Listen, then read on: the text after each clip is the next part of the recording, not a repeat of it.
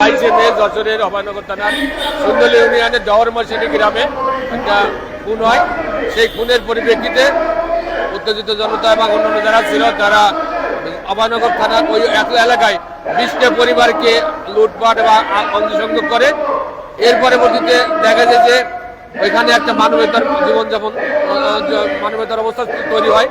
আমরা সার্বজনীন দৃষ্টি দেখেছিলাম বাংলাদেশের যারা প্রশাসন আছে, আমাদের যে অন্তর্বর্তী সরকারের যে প্রশাসন, সেই প্রশাসন থেকে শুরু করে স্থানীয় রাজনৈতিক বৃন্দ এখানে যাতায়াত এবং আমরা যারা সামাজিক প্রতিষ্ঠান আছে সবাই ঢাকা থেকে শুরু করে সবাই সেখানে গেছে এবং দুইটা মামলা হয়েছে।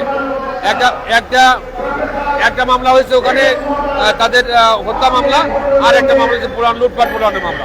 ইতিমধ্যে হত্যা মামলায় 4 জনের গ্রেপ্তার করা হয়েছে এবং 3 জনের গ্রেপ্তার করা হয়েছে লুটপাট মামলায়।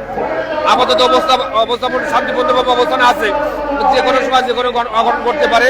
তার জন্য প্রশাসন এখানে আছে, প্রশাসন সবসময় সচেতন আছে।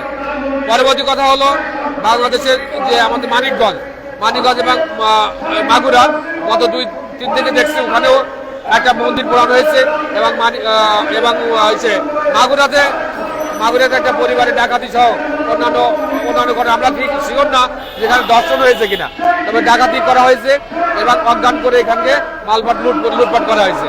তো এভাবে সারা বাংলাদেশে আমাদের হঠাৎ করে দেখা যাচ্ছে যে ধর্মীয় সংখ্যালঘু বিশেষ করে হিন্দু সম্প্রদায়ের মধ্যে তাদের মধ্যে উদ্বেগ উৎকণ্ঠা বিরাজ করছে। আমরা মনে করি যার জন্য আমাদের এই প্রতিবাদ।